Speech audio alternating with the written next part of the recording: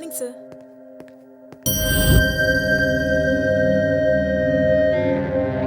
Usha, come to my cabin. Okay sir.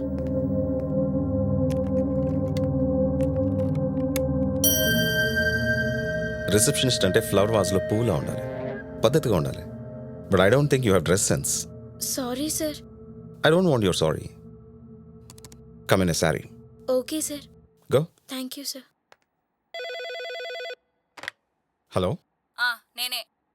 చెప్పు బంగారు. ఏంటి పొద్దున్నే నాకు చెప్పకుండా వెళ్ళిపోయావు? ఫోన్ కట్ చేస్తున్నావేంటి? నీ వైఫ్ చేసిన ఇలాగే కట్ చేస్తావా? నేను బిజీగా ఉన్నాను, మళ్ళీ చేస్తాను. కట్ చేసావంటే ఇప్పుడే ఆఫీస్కి వస్తాను. నీ ఆఫీస్లో విఘ్నేశ్వరుడి విగ్రహం ముందు నీ స్టాఫ్ అంతా చూస్తుండగా నీ చేత తాళి కట్టించుకుంటాను.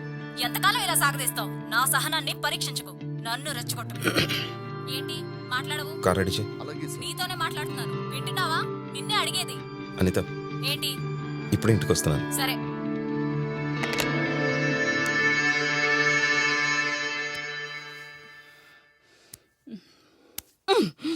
నీకేం తక్కువ చేశాను డార్లింగ్?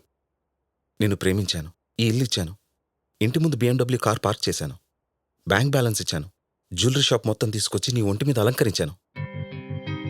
ఇంకా ఏం కావాలి డియర్? నా ప్రాణాలు కావాలా? చెప్పు, ఇచ్చేస్తాను. చెప్పు. నీ ప్రాణాలు నాకెందుకు? నా మెళ్ళో తాళి కట్టు, జ్యువెలరీ కాదు, ఒక్క పసుపు తాడు నా మెళ్ళో వేయి. ఇలా ఇలా ఉంటే నాకు సెక్యూరిటీ లేదు. నీకు ముందే చెప్పానుగా నేను పెళ్లి చేసుకోలేనని.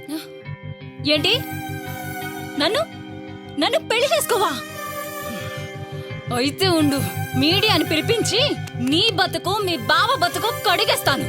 నువ్వు మీ బావకి బినామీవి కదా. మీ స్టేటస్ కి ఇంత చిన్న మచ్చపడ్డా నువ్వు మీ బావ బ్రేకింగ్ న్యూస్ లో ఎక్కుతారు. ఎప్పుడు నువ్వు పరువు పరువు అంటావు కదా, మొత్తం గంగర కొట్టు.